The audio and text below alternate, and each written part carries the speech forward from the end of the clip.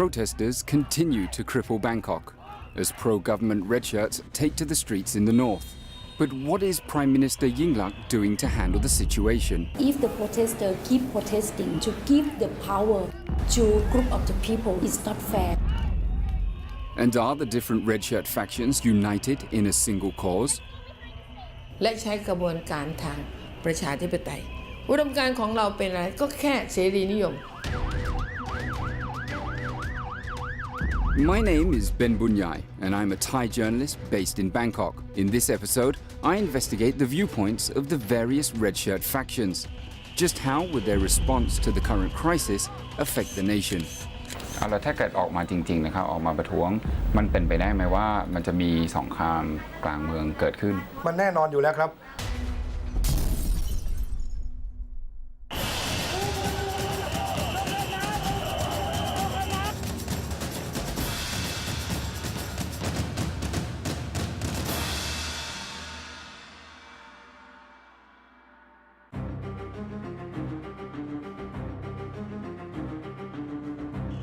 January 2014, the Thai crisis continues to deepen as anti-government protesters now want to cripple Bangkok indefinitely until their demands are met. Today is January the 13th, and it marks the start of the protesters' campaign to shut down Bangkok. They've targeted 7 major intersections in an aim to bring the city to a standstill. Now, this is an escalation of the attempt to topple the Yingluck government and replace it with an appointed People's Council. The question is, will such a move trigger a response by either the military or the red shirts?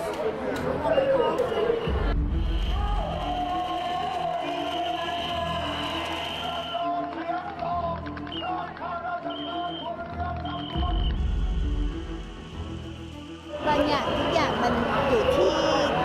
การใช้ความคิดของแต่ละคนคือแบบว่าบางทีมันก็ไม่ได้ว่าทำให้เศรษฐกิจล้มเหลวหรืออะไรทุกอย่างบางทีมันเป็นเหมือนการหยุดอยู่กับที่มากกว่าค่ะเพื่อที่จะก้าวออกไปให้มันเร็วแล้วก็อาจจะก้าวดีกว่าที่เราเคยอยู่ข้างหลังมาก่อนนะคะครับยอมรับว่าปัญหามันมีแน่ใช่ไหมครับการกระทำอย่างนี้แต่ประชาชนก็ต้องการปฏิรูปก่อนการเลือกตั้งใช่ไหมในส่วนนั้นมันก็ต้องเห็นใจประชาชนต้องเห็นใจมวลมหาประชาชนก็ต้องการปฏิรูปก่อนเพราะถ้าปล่อยไปมันดูแล้วประชาชนยากคนเราก็ดูมันจะเป็นยังไงอ่ะชนลงฮะนายกคิดแต่เรื่องธุรกิจส่วนตัวอย่างเดียวไม่ได้คิดถึงประชาชนชาวรากหญ้าพวกเราเลยมันอย่างนั้นนะ But instead of marching into Bangkok, their opponents, the pro-government red shirts, are rallying elsewhere to oppose the anti-government protests in the northeastern region outside the capital city. ความเป็นธรรมประเทศเขาไม่เอาเลือกตั้งเขาไม่เป็นธรรมอันนั้นประเด็นการเนี่ยนะฉันมีคนยุติธรรมไม่ต้องการเลือกตั้งเราต้องการประชาธิปไตย But who are these red shirt supporters who make up over 40% of the Thai popular vote? Critics of the red shirts have constantly charged that they are the rural and uneducated. Others call them unwitting pawns of the government's vote-buying schemes. But are they really as described? To find out, I travel to northeastern Thailand, where I hope to get a clearer picture of how they are reacting to the current crisis in Bangkok. I'm here in the province of Udon Thani, over 500 kilometers away from the capital of Bangkok. This area is the reason why the current ruling party have repeatedly won elections, as Thais here represent a majority of voters. Now, economic development over the past few decades has changed the demographics of this area, and the people here are no longer uneducated farmers, and they wish to have their voices heard. But is there a reason why they persistently vote for Thaksin Shinawatra-linked parties? Kun Pitak is a local rice farmer, one of the many who have benefited from the government's pro-poor policies. Policies that protesters condemn as vote-buying schemes. But is that the reason why Pitak supports the Pheu Thai government? And how much does he understand about the democratic process? แล้วถ้าเกิดสมมติข้าวหน้ามันมีการเลือกตั้งนะครับพี่คิดว่าพี่จะออกไปเลือกตั้งไหมผมอยู่ไกลนะครับตอนนั้นคนมันเยอะผมก็ดูตามจอนั้นเขานะครับจอ ทีวีเขานั่นนะครับก็ตอนนั้นพวกผมมันชุลมุนมากนะครับผมก็ทั้งกลัวแหละครับทั้งกลัวจะวิ่งหนีแล้วก็ไปหาที่พึ่งนะครับ คือถ้าเป็นไปได้ก็คิดว่าจะมีการเลือกตั้งวันที่2 กุมภานะครับคิดว่าสิไปเลือกตั้งให้ได้นะครับกระทั่งครอบครัวเนี่ยแหละครับไปเลือกตั้งแล้วตัวพี่เองนะครับได้ประโยชน์ยังไงบ้างจากนโยบายของรัฐบาลนะครับสำหรับตัวผมนะครับ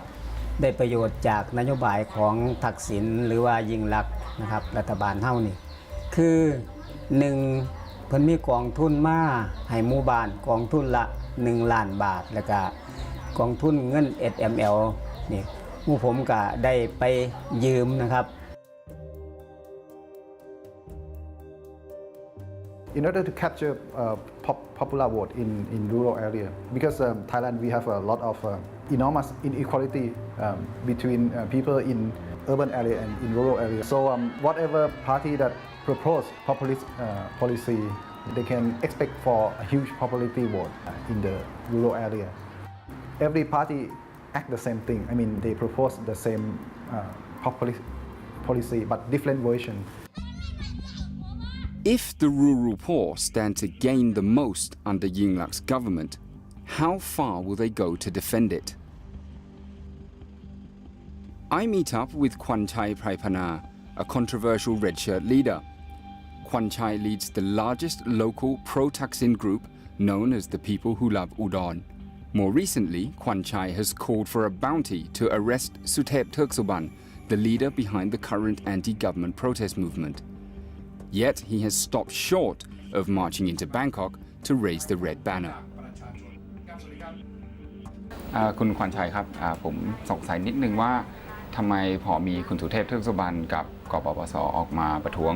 อย่างนี้นะครับทำไมพวกเสื้อแดงไม่ได้ออกมาปกป้องรัฐบาลคือจริงๆเสื้อแดงอยากออกไปแต่กลัวว่าจะเข้าทางพวกกปปส.เพราะว่าวันนี้วิธีการของสุเทพเทือกสุบรรณกับคณะเนี่ยเขาต้องการให้มีเรื่องเพื่อจะโยนความผิดไปให้รัฐบาลเราเป็นผู้สนับสนุนรัฐบาลเราจึงไม่กล้าผีผามที่จะทำอะไรลงไปโดยพละการเจ้าหน้าที่บ้านเมืองให้ดำเนินการกับม็อบของกปปส.นี่คือสิ่งที่คนแสดงอดทนอยู่ในที่ตั้งทนจนจะไม่ไหวอยู่แล้วกัดลิ้นกลืนเลือดกันแทบจะกระอักแล้วตอนนี้อยากไปลุ่มอยากไปปิดประตูตีแมวเพราะพวกเราภาคอีสาน20 จังหวัดเนี่ยมวลชนเราหลายล้านนะครับที่เป็นคนแสดงเราพร้อมจะเดินทางลงเทพทุกเวลาเป่านกหวีดปิดเดียวก็มากันแล้วเพียงแต่เราเห็นว่ายังไม่จำเป็นเอาแล้วถ้าเกิดออกมาจริงๆนะครับออกมาประท้วงมันเป็นไปได้ไหมว่ามันจะมีสงครามกลางเมืองเกิดขึ้นมันแน่นอนอยู่แล้วครับถึงแม้พวกเราจะออกมาแสดงพลังแต่พวกเขาเตรียมการเรื่องอาวุธไว้แล้วเขามีนักเลงหัวไม้พวกขี้ยาจากภาคใต้พวกก่อความไม่สงบในภาคใต้มาอยู่ในม็อบมีอาวุธเตรียมพร้อมไม่หมดเขาพร้อมจะมีเรื่องตลอดเวลาอย่างเหตุการณ์ที่สนามกีฬาเวทดินแดงเนี่ยผู้หญิงก็มีสิทธิ์เหมือนใครเกียรติต่อพี่น้องประชาชน I can say that both sides, I mean both yellow shirt and red shirt, they have their own radical faction. Okay, with safely we can say that maybe they can act independently. If the red shirt clash with the yellow shirt people, and that will create another violence and another major crash. Kwanchai is adamant that the red shirts will outnumber anti-government protesters, should they be forced to march into Bangkok. But as protesters prepare to cripple the capital indefinitely, patience is running thin for red shirts like Kwanchai. สักวันหนึ่งนะครับสงครามกลางเมืองจะเกิดถ้าหากว่ามันยังทุลังต่อไปเราพยายามถอยจนไม่รู้จะถอยไปไหนแล้ว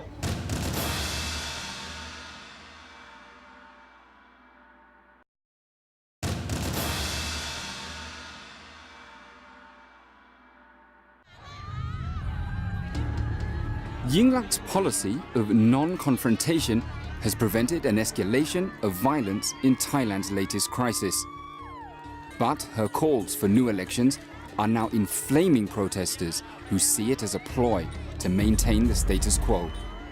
Every vote can choose the future of Thailand. So I think the best way to handle the conflict is wait for the people to vote of the new elections. But if the protesters keep protesting and keep to ask government to give the power to just of the group of the people, so I think it's not fair for the majority of the people. But what is Yingluck's response to the criticism that her rural poor supporters are not educated enough to understand the democratic process? I think I don't want any one of Thai people to say that. So I think this because people, everyone will have the right vote, and also they have the equal, the same, even they are rich or poor, high education or low education. Because in the democracy, we are all the same. I think she has been backing off, all along. It doesn't want, to employ mass police forces or military forces to try to take on, the demonstrators, because that will risk further violence.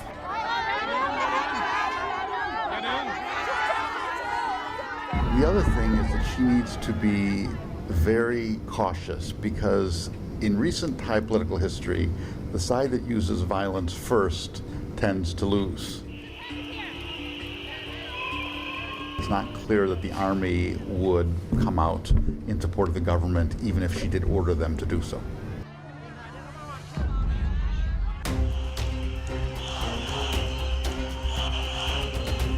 Yet, despite the obvious hatred against her on the streets, for the first 2 years of her term in power, she did not face such a challenge. Were her opponents simply waiting for a chance to act against her government? They were waiting for an opening. That having been said, we shouldn't dismiss what she achieved. She certainly did work out an entente with the military. She certainly did behave with scrupulous correctness toward the palace. And it looked good and it worked well. That's why it's so important to understand that what has mobilized the crowds on the streets in Bangkok in recent months is hatred of Thaksin. And we hear about the Thaksin system, the Thaksin regime, because this is not Yingluck anymore. It's about the brother. The chance for Yingluck's opponents to link her with Thaksin's legacy would come when she made a controversial move to pass a political amnesty bill, a move that critics have condemned as a veiled effort to drop ongoing corruption charges against Thaksin. For me, I think this is a very miscalculation from Kun Thaksin and Pheu Thai party. I think they just underestimate the frustration of the middle class people. The amnesty bill has triggered a crisis, one that has evolved into the popular protests now crippling Bangkok. But has the controversial bill also divided the red shirt factions? To get to the bottom of this, I speak with Thida Thawornset. Thida is the chairwoman for the UDD, or United Front for Democracy Against Dictatorship. The group is closely affiliated with the Red Shirts, but Thida is considered by many to be a moderate. นิรโทษกรรมเป็นเรื่องหนึ่งที่แสดงให้เห็นถึงความแตกต่างระหว่างพรรคเพื่อไทยกับนปช.พรรคเพื่อไทยเอากฎหมายของนปช.ที่ตัวแทนของเราในสภาไปเสนอแล้วไปเปลี่ยนเราไม่เห็นด้วยเราก็ออกมาคัดค้าน Thida and the other red shirt leaders fear that the amnesty bill may pave the way for the perpetrators of the brutal 2010 military crackdown that left over 80 red shirts dead to escape justice. Then Prime Minister Apisit Wechashiwa and Suthep Thaugsuban, leader of the current protests, had already been indicted for murder charges over the incident. Such a bill may allow the charges against them and other leaders to be dropped. Thida's husband, fellow UDD activist Dr. Weng Tojirakan, feels that the current bill has to be adjusted. Mr. Thaksin would like to the whole amnesty. We say no. We have a partition amnesty to just ordinary people, not for the leaderships or the one who order. The disillusionment with Pheu Thai has led some red shirt leaders to consider establishing a new non-Thaksin party. One of the questions all along has been whether the red shirt movement would take on an identity apart from Thaksin. So far, there hasn't been much success. And so far, it's clear that there are interests and sentiments among millions and millions of Thais that are independent of Thaksin's own concerns. But in terms of coalescing into a movement, a political party, a political force, they've not yet demonstrated the ability to emerge. But Kwanchai Praipana, who leads the people who love Udon, is a firm supporter of Thaksin. คือถ้าจะพูดอย่างนั้นต้องย้อนกลับไปตั้งแต่ปี 2544 ปีที่พรรคไทยรักไทยได้เป็นรัฐบาลโดยนโยบายของพันตำรวจโทดร.ทักษิณชินวัตรคิดใหม่ทำใหม่เพื่อไทยทุกคนเนี่ยมันเป็นนโยบายที่ประชาชนคนรากหญ้าจับต้องได้สัมผัสได้และเป็นของจริงไม่ใช่เพ้อฝัน But despite the disagreements among the red shirt factions, they will fight against a common enemy. The real question we need to ask ourselves here is, where do the red shirts best fight? Do they fight best in Bangkok, where they're outnumbered, or do they fight best in the provinces? If they decide that they fight best in the provinces, they've got to be very creative, because the form that opposing this yellow order that's being introduced in the provinces will be this will be a new form of Thai politics, a new form of protest, a new form of dissent. January 2014, the protesters announced a massive effort to shut down Bangkok. Will this prove to be the final straw for the red shirts to take action?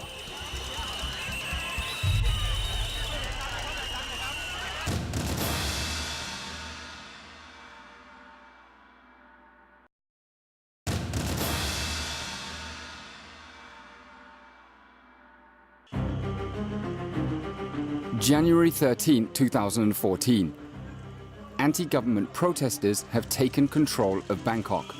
They want to cripple the city until Yingluck's government steps down in favor of an appointed People's Council. Pro-government red shirts have decided to contest Bangkok's shutdown. But rather than confront anti-government protesters, they are holding pro-government rallies in the northeastern provinces away from the capital city. ทุกคนนะครับต้องมีสิทธิเท่าเทียมกัน1 สิทธิ์ 1 เสียงก็ประชาชนด้วยกันก็ไม่มีใครเข้าข่ายนะครับมีแต่ความเชื่อมั่นในคุณธรรมนะครับ Kwanchai Praipana, who leads the pro-Thaksin red shirt faction known as the People Who Love Udon, is organizing a show of support for fresh elections in the province of Udon Thani. คือต่อต้านการรัฐประหารและรณรงค์ให้คนไปเลือกตั้งวันที่ 2 กุมภาพันธ์ครับคือเป็นการแสดงออกว่าเราไม่เห็นด้วยกับการปิดกรุงเทพของกลุ่มกปปส.และเราต้องการที่จะต่อต้านการรัฐประหารต่อต้านกบฏและต้องการให้มีการเลือกตั้งวันที่ 2 กุมภาพันธ์คือระบอบประชาธิปไตยครับ Kwanchai has organized a motorcade parade through Udon Thani, followed by a peaceful rally. He hopes that their action will encourage others to reject the anti-government movement in Bangkok. มาต่อต้านรัฐประหารนะคะว่าอยากให้มีการเลือกตั้งเกิดขึ้นนะคะเราต้องฟังเสียงข้างมากใช่ไหมคะประเทศของเราแบบต้องเป็นระบอบประชาธิปไตยค่ะเราคิดว่ามันจะมีผลพี่น้องที่นำมอเตอร์ไซค์มาตอนนี้ให้มอเตอร์ไซค์ไปจอดไหนก็ได้ที่สะดวกเราไม่รู้แต่พี่น้องคนไหนที่มีรถเราจะต้องต่อต้านให้ถึงที่สุดพี่น้องว่าเราอยากได้ประชาธิปไตยน้ำมันที่ปั๊มครับไปต้นมันดุจ่า But why is Kwanchai reluctant to march his red shirts into the capital? ไม่ต้องกังวลใจครับคนไทยยังไงก็ต้องรักกันเราไม่ได้โกรธแค้นโกรธเคืองอะไรกันวันนี้เราถูกปลุกปั่นยุยงจากแกนนำที่หวังจะเอาตัวรอดจากคดีฆาตกรสั่งฆ่า100 ศพในเหตุการณ์ปี 53 แล้วมาโดนข้อหากบฏแผ่นดินอีกซึ่งโทษประหารชีวิตจึงไม่มีทางลงไม่มีทางออกต้องหาทางที่จะต้องให้ทหารออกมาปฏิวัติยึดอำนาจแล้วตัวเองก็จะได้ลี้ภัยไปอยู่ต่างประเทศ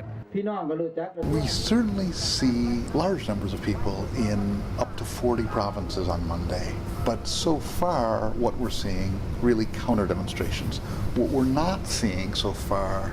is an uprising against an order being imposed by those people protesting in Bangkok. They're not yet a form of active and potentially violent resistance.